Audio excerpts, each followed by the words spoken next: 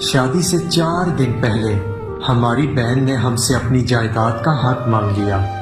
کہنے لگی جہیز رہنے دیں، مجھے میری حصے کی زمین الاٹ کر دیں۔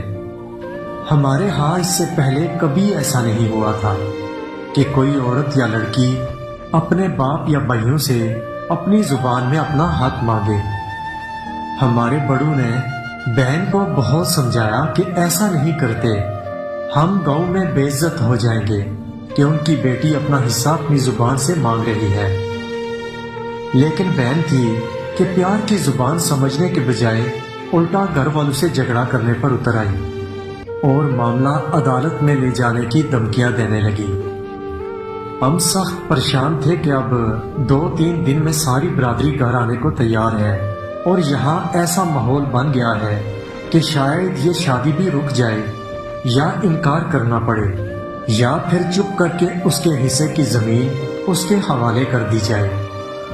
جب مجھے ملک سے باہر یہ خبر پہنچی تو یہ سب سن کر میرے ہاتھ پاؤں کام کرنے سے انکار کر گئے۔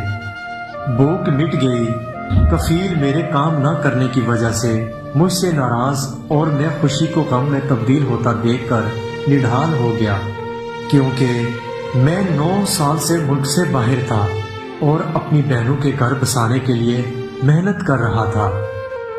اکیلا بیٹھ کر سوچوں تو لگتا تھا کہ میری بہن اپنی جگہ ٹھیک ہے، کیونکہ شریعت اسے اپنا حق لینے کی اجازت دے رہی تھی، تو ہم کون ہوتے ہیں انکار کرنے والے؟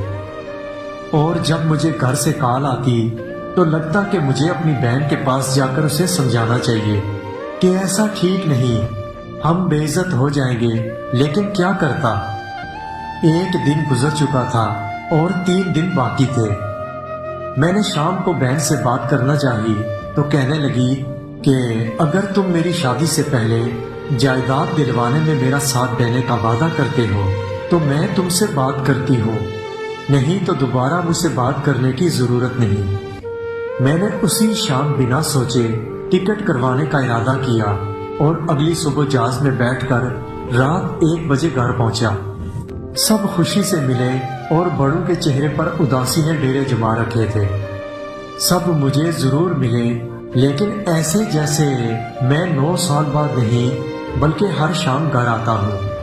اکیلی بیٹھی بہن کے پاس پہنچا تو میں نے محسوس کیا کہ وہ شدت سے میرا انتظار کر رہی تھی اور مجھے دیکھتے ہی مجھ سے لپٹ گئی اور ہم دونوں بے اختیار رونے لگے۔ میں حیران تھا کہ فون پر بات کرنے سے انکار کرنے والی مجھے اتنی شدت، محبت اور خلوص سے کیسے مل سکتی ہے۔ خیر، ملنے کے بعد ہم دونوں بیٹھے۔ 9 سال بعد ہماری شکلیں کافی تبدیل ہو چکی تھیں، لیکن دل وہی 9 سال پہلے والی جگہ پر اٹکے ہوئے تھے۔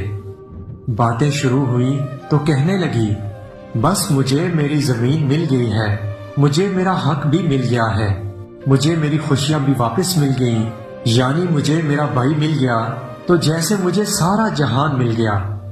اور ہم دونوں کھلکھلا اٹھے۔ میں نے پوچھا پھر تم نے سارے خاندان کو کیوں پریشان کیا؟